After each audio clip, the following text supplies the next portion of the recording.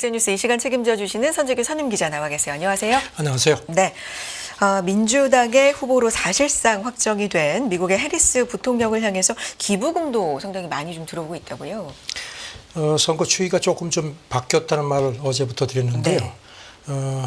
그런 추이가 좀 이어지는 것 같습니다. 어제 그 로이터하고 입소스 조사에서 해리스가 바이든을 트럼프 후보를 2%포인트 앞섰다고 그렇게 말씀드렸는데 네.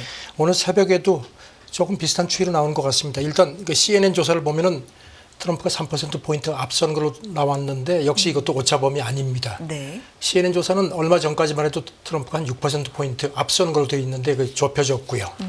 그다음에 NPR하고 PBS 거기도 보면 양자 대결 같은 경우는 트럼프가 46%, 해리스가 45%, 그러니까 1%포인트입니다. 그리고 다자 대결 같은 경우는 똑같이 42%.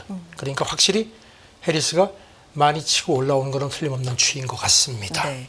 후보 교체가 이제 되고 나서 확실히 이 지지율에도 좀 변화가 보이네요. 그래서 지금 이제 해리스가 이제 구원등판한 셈인데 지금 민주당 쪽에 그 정치 기부금이 상당히 이제 괄목할만하게 이게 들어오는 걸로 그렇게 보도가 됩니다. 네. 워싱턴 포스트 그 집계를 보면요, 바이든 사퇴하고 나서 해리스한테 기부된 선거 자금이 합쳐서 2억 5천만 달러, 우리 돈으로 한 3,460억 원이 넘은 걸로 되어 있습니다.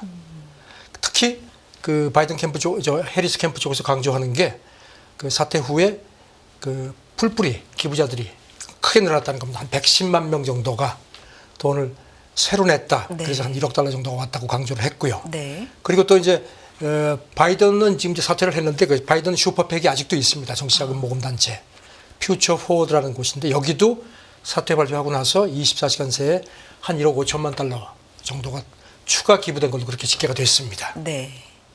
지금 민주당 쪽에서 상당히 아주 고무되어 있습니다. 그 민주당이 고액 기부를 한다는 그 전 구글 임원 얘기가 우리가 그동안에 오랫동안 보지 못했던 역사적인 순간이 온 것 같다. 이제 어떤 그 지지 수문이 열린 것 같다고 했습니다. 또 민주당 전략가도 바이든이 이렇게 자기가 이제 사퇴를 해서 어떤 당을 위해서 헌신하는 그런 게 어떤 기폭제가 돼가지고 사람들이 나도 뭔가를 좀 내줘야겠다는 그런 그 생각을 하고 그 모두가 확산한 것 같다고 그렇게 의미를 부여했습니다. 네.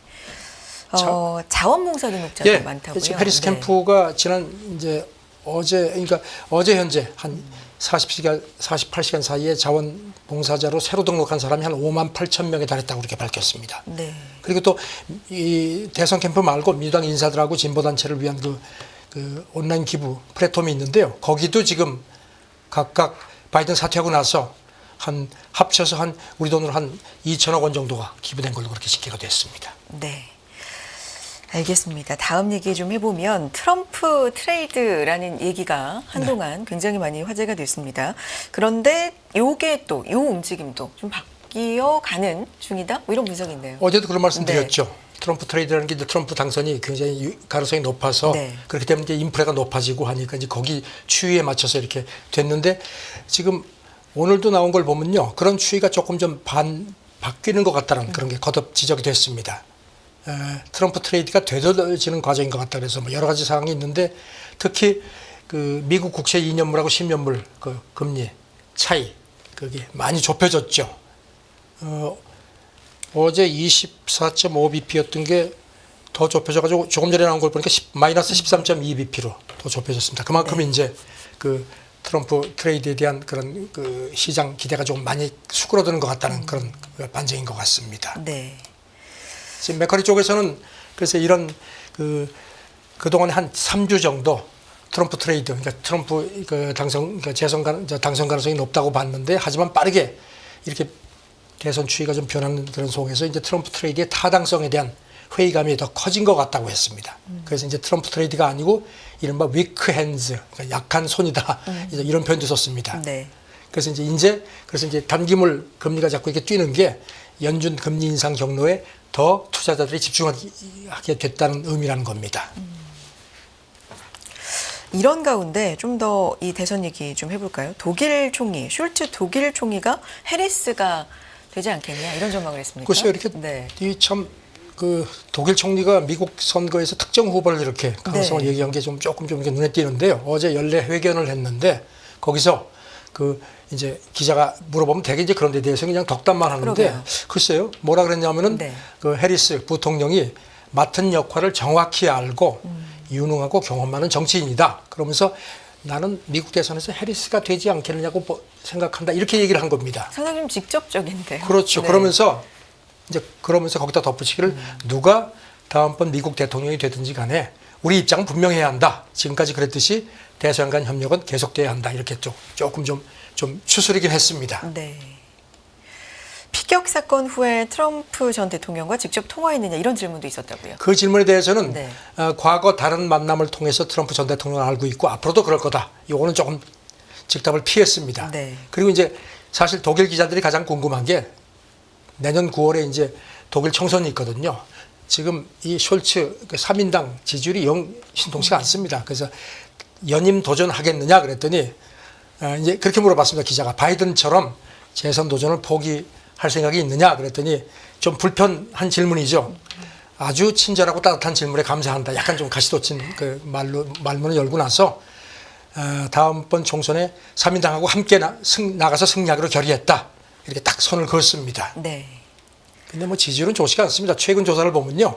숄츠가 있는 게 이제 집권 3인당인데 지지율이 14%입니다. 이게 지금 제1야당의 기민당하고 기사당 연합 지지율이 31%고 극우 독일 대한당 요새 잘 나가죠. 17%니까 세 번째로 처졌습니다. 그리고 또 3인당원의 한 67%가 다음번 총리는 숄츠 원하지 않는다. 이렇게 하는데도 본인은 뭐 계속 가겠다는 겁니다. 그러면서 여론조사가 좋지 않지만 더 좋은 결과를 위한 동기부여가 된다. 이렇게 하는데 조금 좀 독일 국민들이 보는 시각은 그렇게 썩 좋지가 않은 것 같습니다. 네.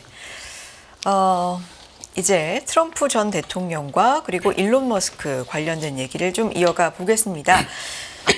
나는 머스크를 사랑하고 그도 나를 지지하는데 근데 여전히 특정 전기차는 반대한다. 트럼프 전 대통령이 한 언급이죠. 트럼프가 전기차에 네. 대해서 그동안에는 뭐 완전히 아주 그냥 강하게 뭐 전기차 뭐 내가 재집권하면 당장 그 보조금 주는 거 없애겠다고 네. 했거든요. 근데 이제 지난 3월에 이제 머스크하고 만나고 뭐 그러고 나서 조금 좀 말이 좀 바뀌는 듯한 얘기가 많았습니다. 네. 그래서 이제 그러니까 이제 여기 대해서 어제 이제 폭스뉴스 인터뷰 내용이 나왔는데요. 특정 전기차는 내가 여전히 반대한다. 네. 그러면서 그렇게 얘기를 했습니다. 그러면서 머스크가 자기한테 전화해가지고 전기차 비판을 좀 중재해달라고 요청했다는 그런 관측들이 있는데 그런 적은 없다 하면서 나는 머스크를 사랑하고 그 사람도 나를 지지한다 하고 덧붙이기를 그 머스크가 한 달에 4,500만 달러씩 기부하겠다고 밝혔지만 그래도 나는 여전히 특정 전기차는 반대한다 이렇게 강조를 했습니다. 네. 근데 나도 전기차를 사랑한다 뭐 이런 얘기도 하면서 그러니까 네. 이제 트럼프 논리는 이겁니다. 내가 전기차 자체를 싫어하는 건 아니다. 다만 이제 사람들이 전기차 가지고 장거리 운전하는 걸 좋지 않고 왜냐하면 가다가 자꾸 충전을 해야 되니까 그래서 충전 인프라도 지금 충분치 않다는 이런 얘기도 하면서요. 하지만 가까운 거리를 뭐 집에서 어디 뭐 이렇게 장을 보러 가 이런 거는 전기차가 좋다. 이렇게 슬그머니 좀 말꼬리를 내렸습니다. 네. 그래서 뉴욕 타임스가 앞서서 이제 그렇게 보도를 했거든요. 그 머스크가 좀 너무 비판하지 말아달라고 얘기를 해서 아마 조금 발언이 수위가 낮아진 것 같다고 했는데 그거를 이제 부인한 겁니다. 네. 최근 유세에서는 전기차에 반대한다는 입장을 내세우면서도 계속 이런 식으로 그래도 뭐 전기차가 다 나쁜 건 아니다는 식으로 조금 좀 말꼬리를 좀 흐리고 있습니다. 네. 이 테슬라 얘기 조금 더 해보겠습니다. 사실 간밤에도 테슬라 주가 워낙에 좀 많이 빠졌죠. 하락을 했고요. 어제 실적 발표가 있었고 컨퍼런스 콜에서 여러 가지 질문도 나왔는데 멕시코 이 공장 생산 계획에 대한 질문도 있었고 이 부분에 대한 대답도 있었는데 어떻게 된 건지 좀 쭉 정리해 보겠습니다. 그동안의 스토리. 저는 머스크도 네. 조금 좀 저는 뭐 트럼프 적극적으로 피격 네. 후에 아주 그냥 노골적으로 지지한다고 했지 않습니까? 그래서 뭐 4,500만 달러 매달 준다는 보도도 나왔고요. 그래서 본인은 이제 물론 이걸 아니라고 하는데 그래서 이제 머스크도 조금 좀 손을 이렇게 좀 거리를 두려는 것 같습니다. 네. 그 멕시코에 지금 공장 짓는 계획을 앞서 밝힌 게 있는데 이렇게 얘기를 했습니다. 미국 선거가 끝날 때까지 이 공장 프로젝트에 더 투자하지 않을 생각이다. 선거가 이를 지켜보는 게 필요하다고 생각한다. 그러면서 트럼프 전 대통령이 멕시코에 생산된 자동차에도 중과세 할 거라고 자기가 이제 재집권하면요. 그렇기 때문에 선거 전에 현지 투자 뭐 이런 걸 확대하는 게 바람직하지 않다고 이렇게 선을 그었습니다. 네. 근데 이 미국 선거 결과에 따라서 좀 지켜보겠다, 그 후에 결정하겠다 이렇게 언급한 게 좀 처음이다라는 걸 블룸버그도 좀 주목하는 것 같아요. 그렇죠. 네. 물론 뭐 CEO 이거 기업 경영자 입장에서는 뭐 이런 식으로 선거할 수 있는데 이걸 이제 공개적으로 얘기를 한 게 좀 주목이 된다는 거고요.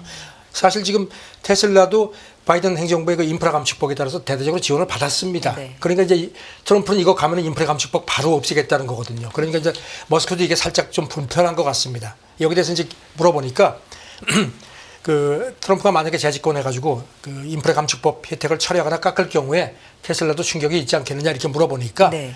경쟁사에는 충격이 엄청날 거다. 하지만 우리는 상대적으로 좀 이렇게 사주적이기 때문에 훨씬 덜하다. 이렇게 조금 좀 발을 뺐습니다. 네. 그리고 또 아까 말씀드린 매월 4,500만 달러 뭐 기부하겠다고 말한 적 없다고 했는데 어제도 그런 얘기를 했는데 이번에도 똑같이 절대로 그런 말 한 적 없다. 누구한테도 어떤 약속도 하지 않았다. 이렇게 또 강조를 하네요. 네. 알겠습니다. 다음 얘기 넘어가 보면 싱가포르 투자청이 세계 최대 국부 펀드 중 하나인데, 그렇죠. 네, 싱가포르 투자청이 중국 부동산 틈새 시장 기회를 모색한다 이런 계획을 밝혔나요? 지금 뭐 운용 자산이 한 네. 7억 7,700억 달러, 우리 돈으로 1,068조 원, 엄청나죠. 그리고 지금 지난 20년간 연평균 수익률이 한 3.9%, 그러니까 인프레 훨씬 웃돌았죠. 그런 상태인데 지금 중국 시장이 안 좋으니까요. 여기서 이제 니케이 아시아하고 이 싱가포르 투자청 그 CIO가 회견한 내용이 어제 보도가 됐는데 네. 중국 부동산 이쪽이 많이 투자를 했는데 침체인데 그래서 틈새 시장을 공략할 계획이다 이렇게 밝혔습니다. 그럼 또 주택이라든가 사무실 공급 같은 게 다소 과잉인 것 같고 이런 추이가 쉽게 가라앉지 않을 것 같다. 그래서 이제 새로운 분야, 그러니까 한 2, 3년 전부터 건설이 상대적으로 덜한 부분, 그러니까 주요 도시의 어떤 주거용, 상업용, 그다음에 특히 임대주택 쪽에 관심이 있다. 그래서 이제 그런 관련 회사도 인수하고 했다고 밝혔습니다. 그러니까 주거용 임대 부동산 투자 이걸 이미 좀 지속적으로 하고 있고 할 계획이다. 이런 그러면서 거네요. 이제 그런 거를 네. 좀 더 확대를 할 계획이라는 겁니다. 네. 그래서 이제 투자 포트폴리오도 그런 식으로 좀 운영을 하겠다고 그렇게 밝혔습니다. 네. 알겠습니다. 중국 부동산에서 손을 떼라는 지적이 많은데도 뭐 이렇게 하겠다라는 그렇게, 거죠. 그렇게 네. 하겠다는 겁니다. 손을 안 떼겠다는 것 같습니다. 네. 여기까지 듣고요. 다음 얘기 넘어가 봅니다. 세계 무역기구가 최근에 아부다비에서 이 강요회의가 열렸는데 수산 보조금 감축을 비롯해서 이 합의하지 못한 후유증이 좀 심각하다. 이것도 로이터 보도인데요. 최근에 워낙 네. 뭐 큰 뭐 전쟁 얘기도 많고 막 그냥 그러니까 이제 이런 게 묻혔는데요. 네. 그 아부다비에서 얼마 전에 13차 강요 회의를 했습니다. 강요 회의가 이제 전체 최고 회의 네. 그 결정 기구죠. 그런데 이제 사실 농업하고 수산 보조금 감축 문제가 큰 의제였는데 뭐 티격태격 가지고 결국 합의를 못했습니다. 그래서 이제 로이터가 어제 그저께 보도한 게 이것 때문에 지금 굉장히 후유증이 많다는 겁니다. 네. 그래서 그 과연 이 세계 무역기구가 이게 합당하냐 그런 회의감도 더 커졌다는 겁니다. 그 유럽 연합 통상 담당 집행 부위원장 얘기도 실망스럽다. 굉장히 많은 회원국들이 압도적 지지를 해가지고 거의 개혁할 뻔했는데 단 한 나라 때문에 저지됐다. 아시다시피 세계 무역기구는 전원 만장일치 합의제입니다. 그러니까 166개 회원국 중에서 한 나라라도 반대를 하면 합의가 안 됩니다. 그러니까 한 나라가 인도입니다. 네. 들리는 얘기는 인도 같은 경우는 무슨 뭐 그 개덕권 희생 때문에 안 된다 해가지고 여러 가지 조건을 내셔가지고 결국 이제 거부를 행사를 한 모양인데 한 가지는 됐습니다. 전사 상거래에 대한 관세 유예를 2년간 연장하기로 그건 합의가 된 걸로 네. 나왔고요. 지금 뭐 미국도 불만이 많습니다. 인도 때문에 합의가 방해됐다. 이렇게 되면은 세계보건기 이제 무역기구 앞으로의 합의 이게 암담하다. 특히 중국은 불만이 더 많습니다. 수산보조금 문제, 사실은 중국은 수산보조금을 많이 주거든요. 그래서 이게 빨리 뭔가 좀 돼야 되는데 이런 식으로 계속 돌아가면 이거 안 된다. 그러니까 만장일치 합의 체제를 바꾸자 이렇게 얘기를 합니다. 네. 여기 대해서 지금 환경단체 쪽 얘기는 특히 수산보조금 합의 문제가 심각한데 지금 엄청나게 하기 때문에 지금 어획 막 이 특히 개도국들 중국 같은 데서 엄청나게 잡아들이니까 이거 안 하면은 해양 생태계 완전 파손된다 해가지고 지금 뭐 여기저기서 지금 불만이 많습니다.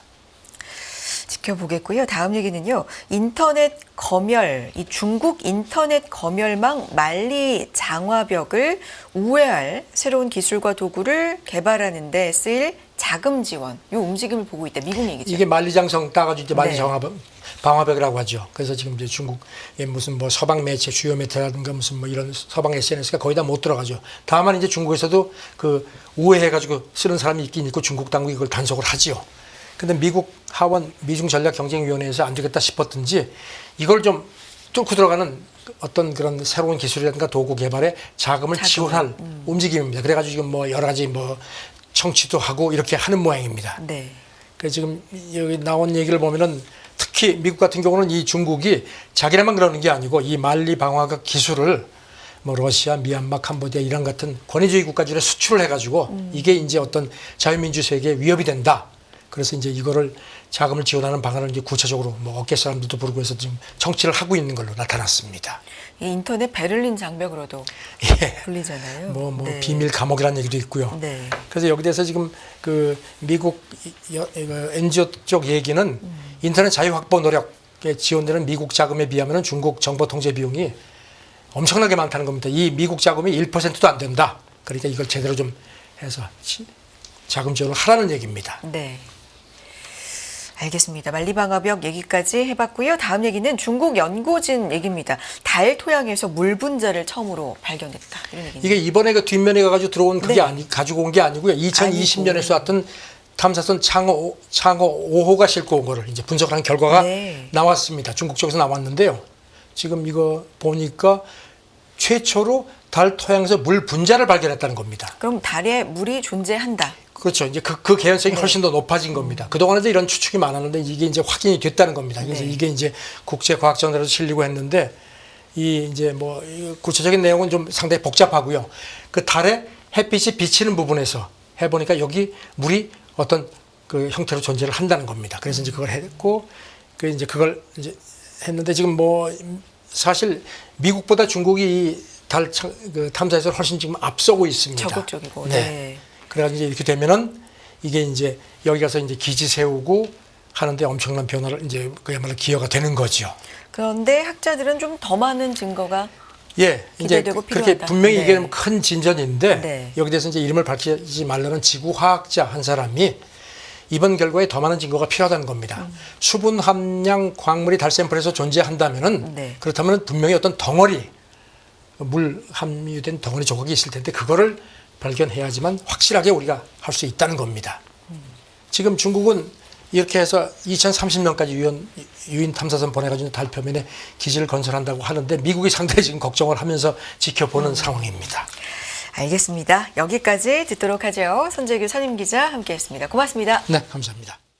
끝나지 않은 여정, 변화의 물결소. 우리의 질문은 계속될 것입니다. 거대한 역사로 읽는 인간의 욕망과 부의 흐름. 새로운 부의 미래를 알려드립니다. 자본주의의 적은 자본주의.